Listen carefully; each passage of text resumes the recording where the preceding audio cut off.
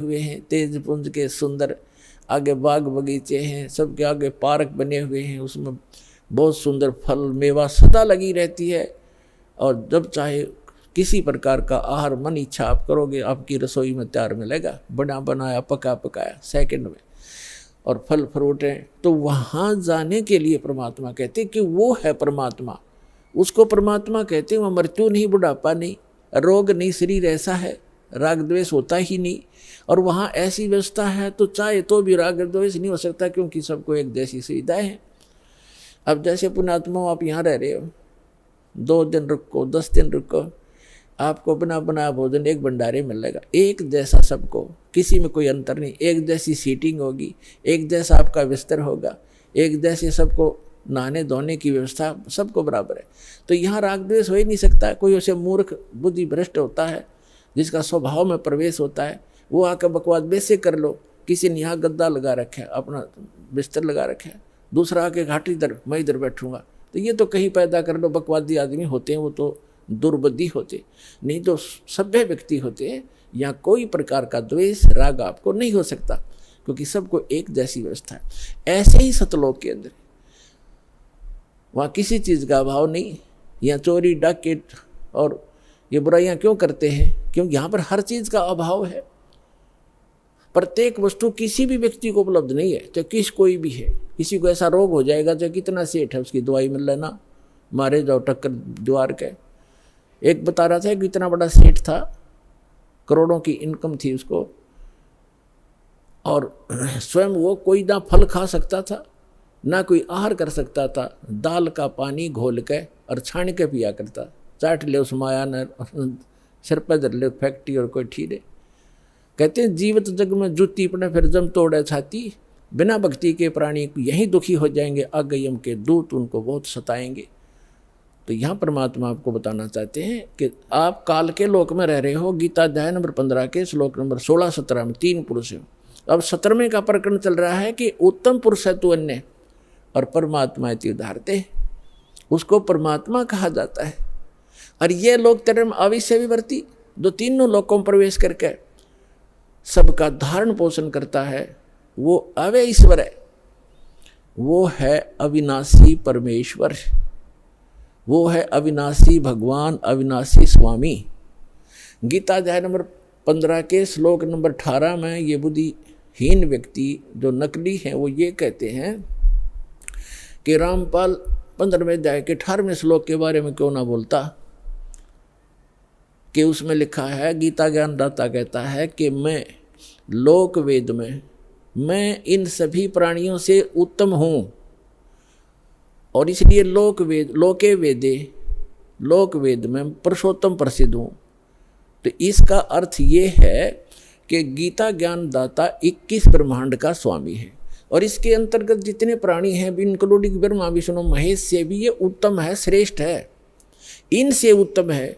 इसलिए दंत कथा के आधार पर, लोक वेद के आधार पर मैं पुरुषोत्तम प्रसिद्ध हूँ, क्योंकि मैं इनसे उत्तम हूँ, श्रेष्ठ हूँ, तगड़ा हूँ, इसलिए मैं पुरुषोत्तम प्रसिद्ध हो रहा हूँ। लेकिन उत्तम पुरुष तू अन्य 15वें अध्याय के 17वें श्लोक में उसने क्लियर कर दिया। तो पुण्यात्माओं, ये अज्ञानता का ही परिणाम होता है, जिसमें थोड़ा बहुत कचरा रह जाता है, वैसे फसड़ कराया करे वो फिर कार्बोरेटर। तो इनमें थोड़ा ये दास चाहता है कि सारा सफाई कर दूं, ताकि आपको कोई मिसगाइड ना कर सके। तो इस प्रकार 15वें अध्याय के 18वें श्लोक को समझो कि ये कहता है कि जितने मेरे अंतर्गत प्राणी हैं उनसे मैं उत्तम हूँ, पुरुषोत्तम कहलाता हूँ, इसलिए इन तम तगड़ा हूँ, श्रेष्ठ हूँ, इसलिए पुरुषोत्तम प्रसिद्ध हो रहा हूँ। लेकिन वो पुरुषोत्तमता कोई और है। 15वें अध्याय के 17वें श्लोक में। तो अब प्रसंग हम यहाँ आते हैं कि उसको परमात्मा कहा जाता है। ओए है परमात्मा, प्रभु का नाम का अर्थ होता है स्वामी। उसको ब्रह्म कहो, प्रभु कहो, साहिब कहो, और राम गॉड खुदा अल्लाह कहो। अल्लाह भी स्वामी। और जैसे परमात्मा किसे कहते? परमात्मा उसे कहते हैं जो कभी दुख नहीं देता, सबको सुख सुख देता है। उत्तम पुरुष है तो अन्य परमात्मा इति उदाहरत है। यह लोक तरम अविश्य विवर्ती, अवय ईश्वर है। अब परमेश्वर ने आके बताया अपनी प्यारी आत्मा धर्मदास जी को कि धर्मदास, आप इस काल के लोक में रह रहे हो। अब धर्मदास जी ने कहा कि प्रभु, आप जो कहते हैं सिरोधार्य है, लेकिन मेरे गले उतर नहीं रही ये बात कि हम गंदे लोक में रह रहे हैं, ये कसाई का लोक है।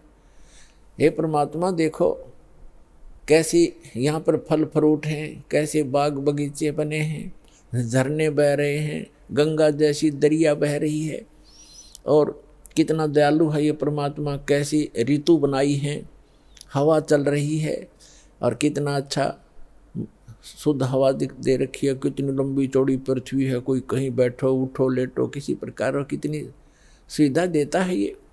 इसको कैसे हम मानने कि ये भगवान नहीं है। तब परमात्मा ने बताया कि पुण्यात्मा धर्मदास जी को कहा कि इस काल को एक श्राप लगा हुआ है कि 1 लाख मानव शरीरधारी प्राणियों को ये नित्य आहार करेगा और 1.25 लाख उत्पन्न करेगा मानव, यानी 25% एक्स्ट्रा ये उत्पन्न करेगा। इसने सतलोक में गलती की थी, जिस कारण से इसको ये एक रोग लगा, श्राप लगा। और आप जी ने गलती की थी कि आप भगवान को छोड़कर इस पर आसक्त हुए थे, जिस कारण से आप इसके साथ यहाँ आ गए। आपके लिए ऑप्शन है वापस जाने का, आप वापस जा सकते हो, जैसे विधि मैं बताऊंगा इस साधना को करके। और ये इसलिए अब यहाँ प्रश्न एक और उठ जाता है भक्तों के मन में कि भगवान ने इसको श्राप नहीं देना चाहिए था, ये श्राप नहीं देते तो ये हमें नहीं खाता या नहीं रोके रखता। आपको तो इसने रोके रखना ही रखना था। और यदि परमात्मा इसको श्राप नहीं देते 1 लाख मानव शरीरधारी प्राणियों के आहार करने का, तो आपको ये कभी मानव शरीर नहीं देता, क्योंकि इसको ये डर बना रहता है कि मानव शरीर में इनको परमात्मा का ज्ञान हो सकता है, परमात्मा प्राप्ति हो सकती है। ये एक योनि और बना देता, जैसे कुत्ते गधे सुअर की 83 लाख बनाई, 83 लाख एक भी बना सकता था। इसलिए इसकी व्यवस्था है, मजबूरी है कि एक मानव शरीर अवश्य देता है आपको। 83 लाख योनियों में धक्के खवा के भी फिर एक मनुष्य शरीर इसको देना पड़ता है, क्योंकि इसको खाना पड़ता है। और ये विधान भगवान ने बना दिया कि प्रत्येक प्राणी को एक मानव शरीर का चांस अवश्य देना पड़ेगा। इसलिए आज आप पर रहम हुआ है।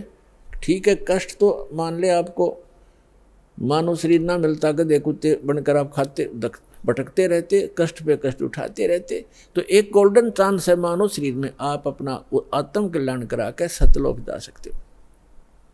ये सुविधा देवताओं को भी उपलब्ध नहीं है, क्योंकि जितना जीव घना सुखी होगा उतना भगवान से कोसों दूर होगा, ये सत्कर मान लियो। और जितना दुख होगा उसके लिए वरदान सिद्ध हो सकता है, यदि उसको सतलोक आश्रम वाला जला हिसार प्राप्त हो जाएगा, उस दुख के कारण भी उसको परमात्मा मिल जाएगा। कबीर साहब कहते हैं कि सुख के माथे पत्थर पड़ो, जो नाम हृदय ते जावे, और बलिहारी उस दुख के जो पल पल नाम रटावे। परमात्मा कहते हैं आग लगे से सुख के जो भगवान से दूर करे, भाड़ में जाओ कोठी कार ये मंत्री पद, जिस तो भगवान भूल जाए। अरे भगवान ऐसा कष्ट दिए रखना, आपकी याद बनी रहे।